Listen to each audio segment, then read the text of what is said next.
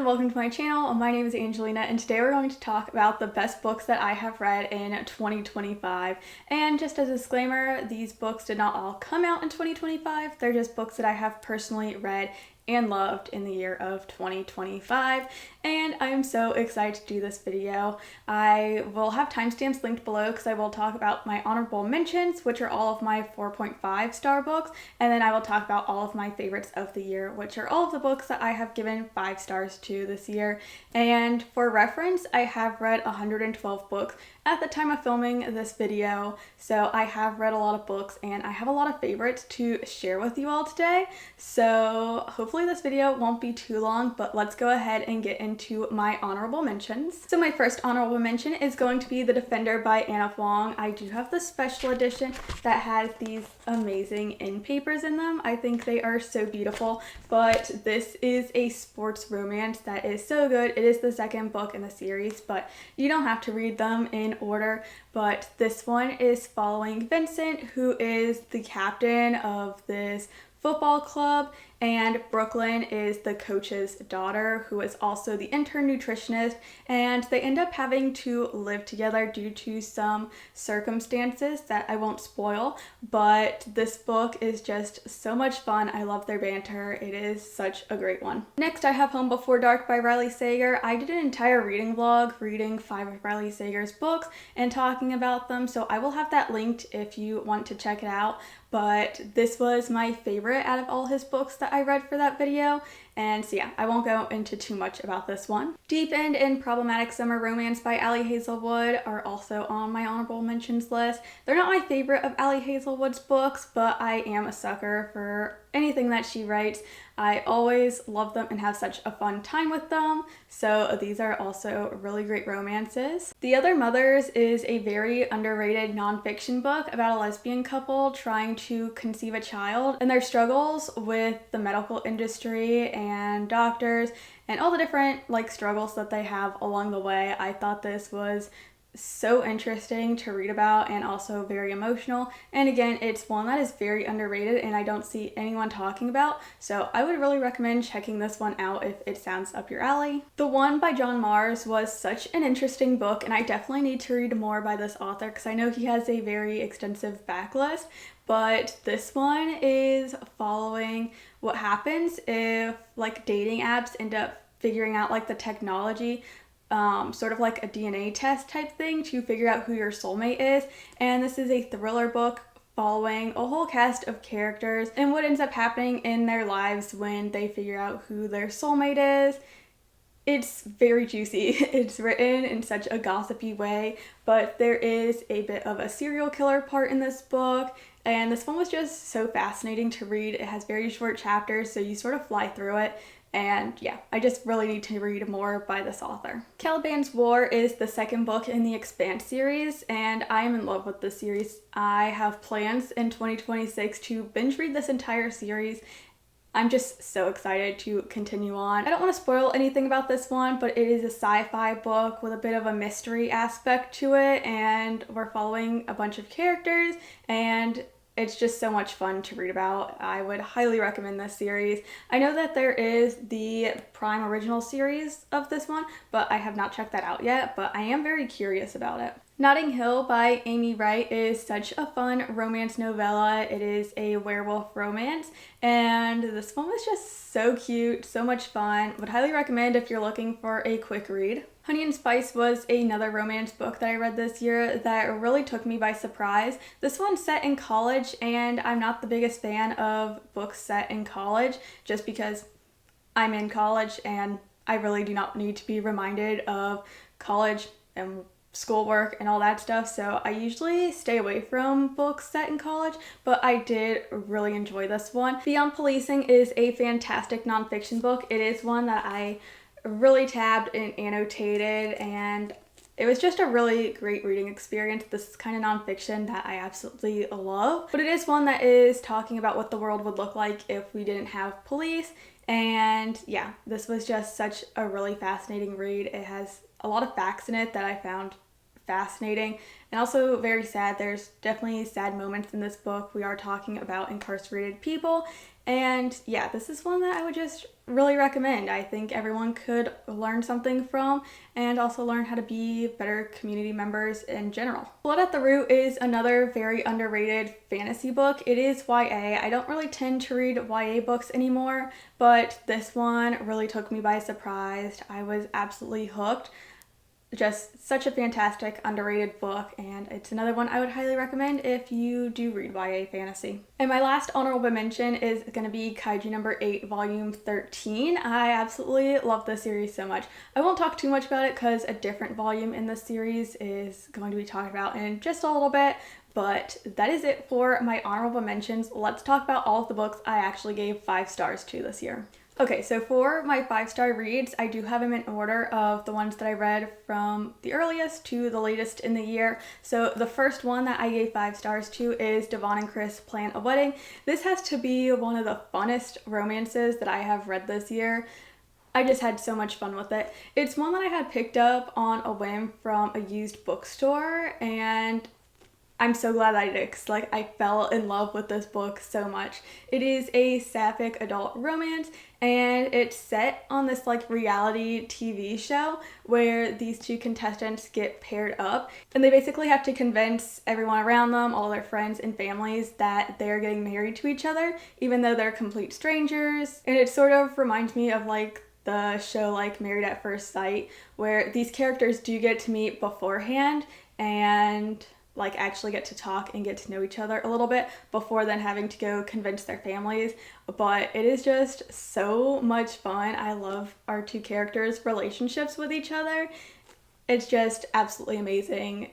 I am so glad that I had picked this one up to read, and I hope all of you guys do pick it up if you're looking for an amazing sapphic romance. Next, I had given 5 stars to Braiding Sweetgrass, and in my original review of this book, which I have my story graph linked in the description if you ever want to follow me on there, but in my review of this one, I had said that if there's one book I wish everyone would read, it would be this one, and that I hope I could convince more people to read this book. So here's me going to try to convince you to read this book.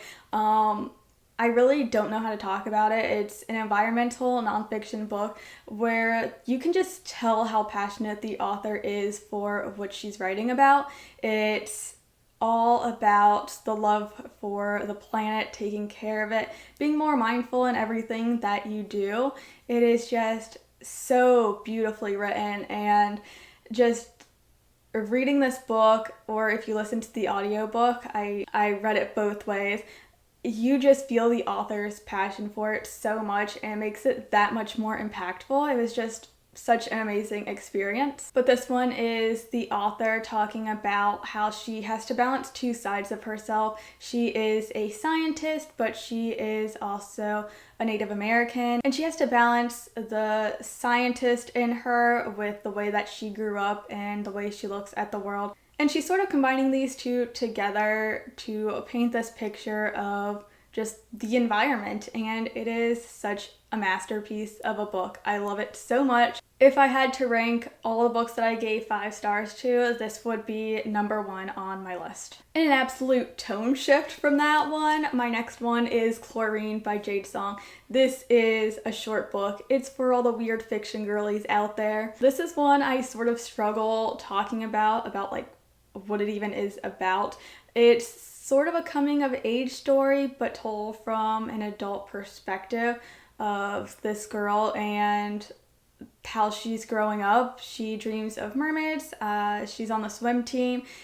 There's a lot of sapphic longing in this book, but it is one that is a horror book. It has a lot of body horror to it, so definitely check trigger warnings before picking this one up.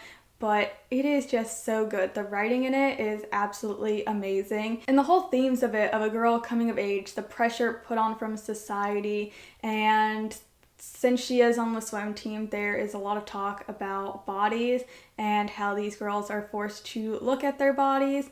And there's just so much to this book, even though it is a very short book. There's just so much packed into it that I absolutely adored. The next book I gave 5 stars to was Kaiju number 8, volume 12. Again, we're back to this manga series that I have been absolutely loving. Obviously, it's volume 12 in the series, so I can't say too much about it, but it is a sci-fi series following this guy who really wants to be on the defense force fighting these giant kaijus, and one day he ends up turning into one of these kaijus, and he also ends up getting to join the defense team. So there's a whole lot to it, but it's very fun, very action-packed. I love the whole found family of it, of all of these characters being on this defense force and having to work together, but it's just so amazing. In this volume specifically, we get so much more backstory and emotion into all of these characters that I just absolutely loved it. So it is my favorite in the series so far out of all the volumes that are out. But yeah, I would just highly recommend this series. Next is, of course, going to be Black Sun. I absolutely loved this book. I feel like I am just nonstop raving about this one, but it is one that I had read in my Blind Date with a Books vlog, where I had picked like 3 blind date with a book, and this one was one of them. Again, I'll have that vlog linked if you guys are interested in checking it out and hearing more of my in-depth thoughts about this book. But this is the start to an amazing fantasy series. I only have the last book in the series left, so I cannot wait to get to that one and see how the series concludes. But this one was so amazing. It really blew me away. I have really struggled with reading fantasy books this year, and this one definitely got me out of it. It definitely makes me want to pick up more fantasy books, and yeah, it was just so good. We're following a bunch of different perspectives, all culminating at this one big event. But ultimately, it's following mainly this one character, Serapio, who is destined to sort of inhabit the Crow God and to kill the Sun Priest.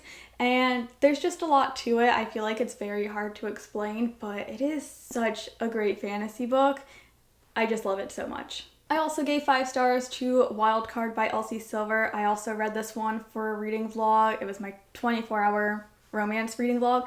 I did do a lot of themed reading vlogs this year, I know. I had a lot of fun with them. I don't really know if I'll continue them into 2026. We'll have to see, but either way, I read this one for a 24-hour vlog and I absolutely adored it. This one is book 4 in the Rose Hill series. Some people say you need to read all of the books in the series in order, and like all of this author's books and series interconnect. I'm not gonna lie, I haven't read any of this author's other series. I have since read all the books in this series, however, I did read them very much out of order.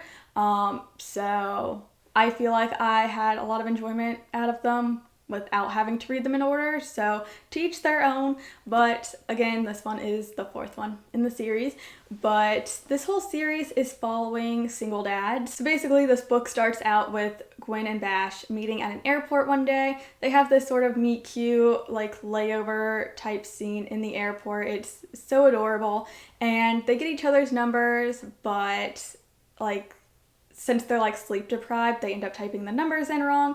So they never actually end up reconnecting, and that's sort of when Bash finds out that he has secretly been a dad this whole time. He's always wanted kids, but he never knew he actually had a son. His son's like 20 now, obviously.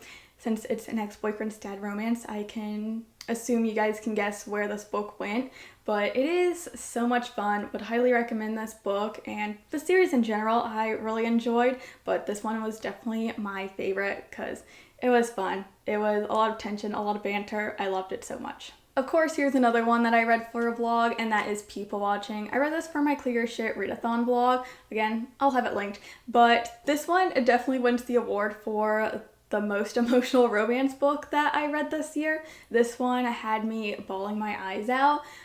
It was just so emotional, so good. I love this book so much. I have always really enjoyed everything that I've read by Hannah Bonham Young, but this is the first one to really have so much of an impact on me. It is following our main character, Prue, who lives in this small town, doesn't really have much of a life. Her and her dad are pretty much stuck helping to take care of her mom. And then Milo ends up coming to town, and he's a bit of a free-spirited guy. He's constantly traveling, never stays in one spot for too long, doesn't really commit to anything. And he's in town to help his brother open up a brewery in this small town. But Milo, of course, has his own backstory that's very sad. but these two characters end up connecting, and they sort of have this pact where Milo is going to be helping Prue tick some things off her bucket list because, again, she doesn't really have much of a life since she is taking care of her mom, and these two just really connect about life and the things that they have gone through and are currently going through, and it is just so cute, so emotional. It is a steamy, spicy book, so just know that going into it, it's not like a super emotional romance and that there's no spice, but it is just such a great book that I would highly recommend. I feel like saying highly recommend is a little redundant considering this is all of my favorite books I've read this year, but I do really recommend all of these books, and I really hope you guys pick at least something off this list to try out.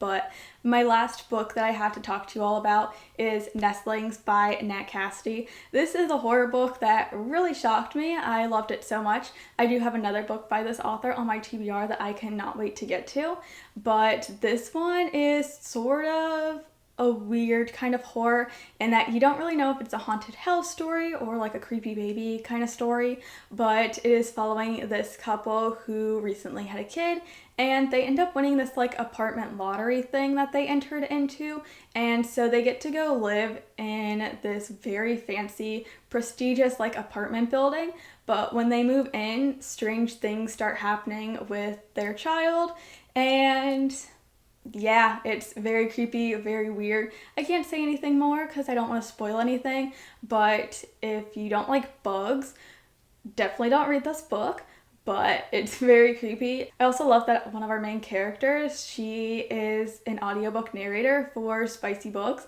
and I just think that's a very fun career, and it brings some like lightheartedness to this book, but it is very dark, creepy, tense. I love it so much. But those are all of the books that I had to talk to you about. But thank you guys so much for watching this video. I know I either like didn't talk too much about these books or rambled on about them, but I seriously love all of these books so much. They were absolutely amazing. Definitely comment down below what your favorite book of 2025 was, or give me a whole list. I definitely want some more book recs, but if you don't want to do that, you can leave me any of the mini heart emojis just to spread the bookish love. But thank you guys again so much for watching. If you enjoyed this video, don't forget to leave a like, subscribe, and I will see you all in the next video. Bye!